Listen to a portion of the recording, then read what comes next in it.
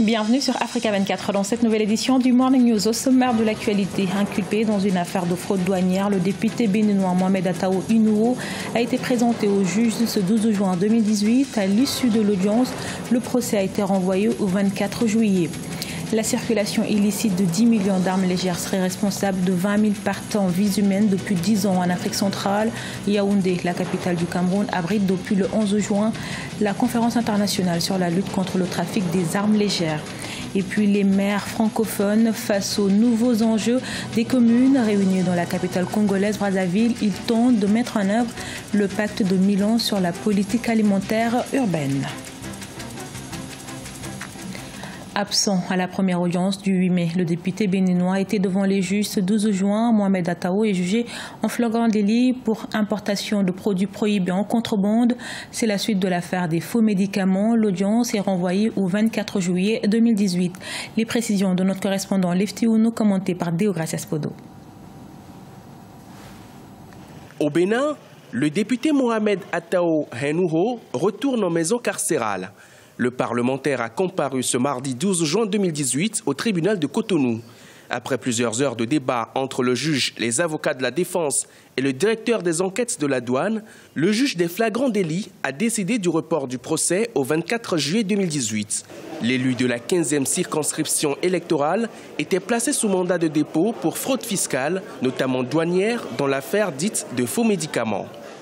La première, c'est l'exception d'incompétence. C'est-à-dire, on a dit que étant donné que le dossier est déjà entre les mains du juge d'instruction, lui, juge des flagrants délits, il ne peut plus juger l'honorable parce que c'est les mêmes faits.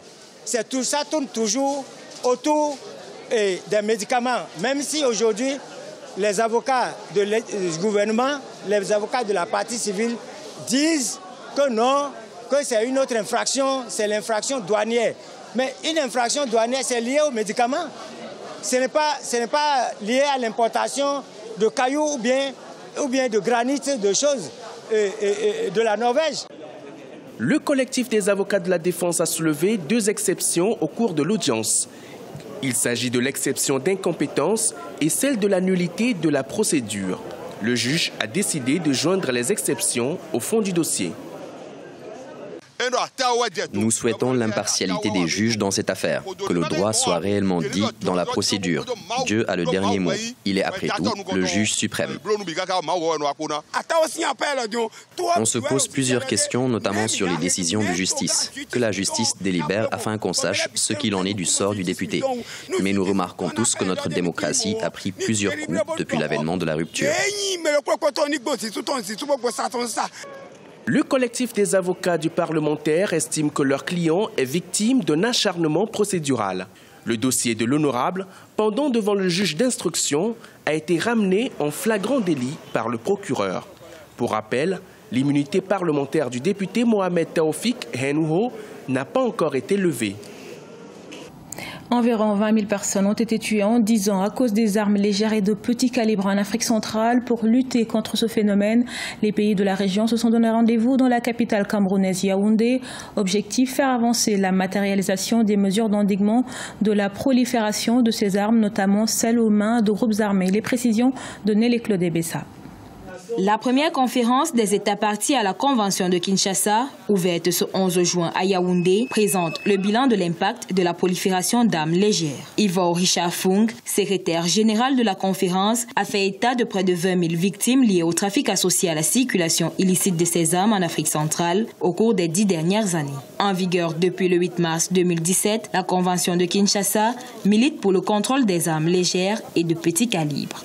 Notre sous-région est une région où se pose une situation sécuritaire. Le Cameroun, par exemple, a eu depuis quelques années à lutter contre le terrorisme avec Boko Haram. Et ces derniers temps, dans la sous-région, des bandes armées sont en possession d'armes qui circulent. Donc il y a une importance pour la sous-région d'attaquer ce problème que les Nations Unies elles-mêmes et l'Union africaine ont caractérisé comme étant une priorité sécuritaire. En Afrique centrale, l'usage répandu des armes légères limite l'investissement des ressources publiques au profit des domaines sociaux, décourage les investissements, freine la croissance économique et prive les pays des compétences et talents des victimes. La principale conséquence est la déstabilisation des États de la sous-région par les groupes politico-militaires Vous avez des conséquences sociales, notamment le déplacement des populations, les réfugiés, les crises alimentaires. Toutes ces conséquences, justement, des actions politico-militaires découlent de la présence de ces armes légères de petits calibres dans la sous-région. Au terme de 3 jours de réflexion, les participants à cette première conférence devront mettre au point des stratégies collectives pour pallier le trafic d'armes en Afrique centrale. Pour rappel, la Convention de Kinshasa a été adoptée à l'unanimité le 30 avril 2010. L'ont ratifié l'Angola, le Burundi, le Cameroun, la République centrafricaine, la République du Congo, la République démocratique du Congo, le Gabon, la Guinée équatoriale, le Rwanda, Sao Tomé et Principe et le Tchad. Signataires du pacte de Milan sur la politique alimentaire urbaine, 7 maires de 7 villes africaines francophones prennent part depuis ce mardi 12 juin à Brazzaville, en République du Congo, au Forum des maires d'Afrique francophone de l'Ouest et du Centre. Objectif visé, prendre des initiatives visant à renforcer les capacités des collectivités locales pour une agriculture urbaine saine et durable. Les précisions de notre correspondant Deba Panzo.